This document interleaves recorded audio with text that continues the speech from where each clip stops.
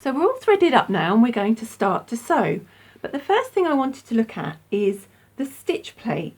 Now the stitch plate has lots of very useful markings to help you work out your seam allowances, to know where to pivot, and to also show you where you should put your fabric when you start to sew. If we can look down on our stitch plate, you'll see we have two horizontal lines here in the middle. Now the line in the front is actually showing us where the needle will go down. So that's where our needle penetrates the fabric, is the front line. And the line behind it is showing us where we need to put our fabric. So our fabric needs to be at least on that back line for us to get a good stitch. Because what happens is the presser foot comes down and the feed dogs come up, and together they feed the fabric through.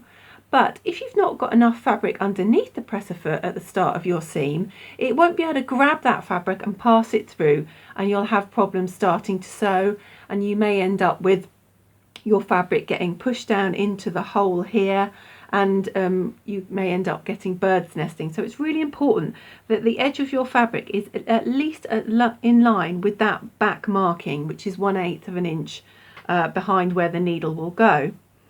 Now if you're doing something like patchwork and you need to be very precise and you want your sewing to start right on the very edge of your fabric, then you could use a leader cloth. So you would sew onto a spare bit of fabric and then stop, raise your foot, pop your patchwork or the piece of fabric you're sewing on underneath, and then it would feed through nicely because it would have that extra bit of fabric at the back. But for normal sewing, we need to always make sure that our fabric is at least up against that line at the back.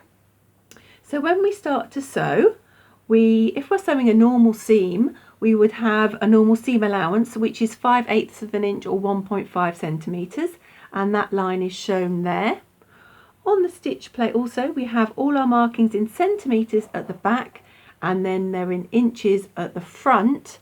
And we also have further markings on our sew table that you can have a look at when you go back to your machines. Okay, so we're going to start to sew. So we pop our fabric underneath and we use our presser foot lever, and we lower our presser foot lever down. That clamps our fabric together. Then we hold our thread. This is very important that we just keep one finger lightly on our thread, and then we can put our foot on our foot pedal and we can start to sew. And away we go. Then when we get to the end of a row, we can stop and we can use our scissors to trim, and that's us started to sew. Now one thing I just wanted to show you, which we may have just missed, is when I start to sew, if I put my foot on the foot pedal, it automatically does a securing knot on the spot, and then it will continue. Now this is the default setting for these machines. So the default is if you use your scissors, the machine thinks that when you start to sew again, you want a securing knot. It's trying to be helpful. But sometimes we don't want that setting on. We might want to use a quick reverse or secure in some other way. So it is possible to turn that initial starting knot off. And we're just going to pan up, and I'll just show you how to do that on screen. Okay, so we might want to turn that knot off. So to do that, we go into Home, which is the little picture of the house. Then we go into Setup, which is the cogs. Then we go into our stitch settings here. Then you'll see there's this little icon here, and it's a picture of a needle with a knot underneath. So that's saying that when it starts a row of stitching, it's going to do a knot, but we want to deactivate that. So to do that, you just pull the slider over, and now it's showing, a red circle. So that means that that function is now off. Now I can come out by pressing the cross in the corner, and I can go back into sewing. And now when I start to sew, it will not do that initial knot. Another way you can start to sew is you can use your knee lift to lower your foot. So to do this, you just push your knee to the right, and that will lower the presser foot down. And then when the presser foot is down, you can put your foot on the foot control and start to sew. And as we can see, that knot has been deactivated, so it didn't do the knot at the start. Then I could use my scissors to trim. Then when I want the presser foot to raise, I could either use my knee lift again to get it to raise, or if I want it to go up and stay up, then I use my presser foot lever and just pop that up and that will stay up. Now, if we're securing, let's say we were making a garment and we want all our ends to be really nice and secure, so it's not going to break, or we're not going to put our shirt on and it's not going to fall apart, then we can use quick reverse to secure.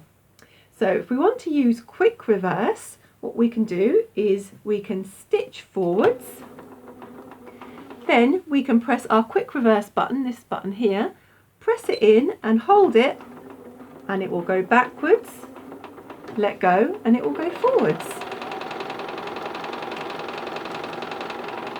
Press and it goes backwards, release and it goes forwards. So you can get a nice strong secure just by doing that. Then again, when we get to the end, we can always trim with our scissors. Another function you have on this machine is you have permanent reverse, so you can set it so when you put your foot on the foot control it sews backwards. So to do that we need to go back onto the screen and we'll look at how to set that. If I want to set permanent reverse on the screen, what I would do is I would go into information. So you've got this little button with an eye on it. Now when I press that button, that takes me into a different screen. Now this is all the editing options I have for a particular stitch, and we're going to look at some of these icons in more detail later on, but it tells you which stitch we're on, and we have the information button which we can go backwards and forwards with. But if we look at the main screen, if a function is not appropriate to the stitch, it will be greyed out, it will be dark grey, but if you can use it, it will be light grey. Now if we look at the keys along the bottom here, the one we want is permanent reverse, which is this button here. So I'm going to tap on that and you'll see now that my stitches are now showing behind where the stitch play hole is, because it's going to go backwards. So if we have a look at our machine, if we go and stitch some of that out, we'll see that we're now actually going to sew backwards. So now we're going to sew backwards. So if I put my foot on the foot pedal, what happens is the machine goes backwards. If I press my quick reverse button, it goes forwards and releases it and it goes backwards. So that's permanent reverse.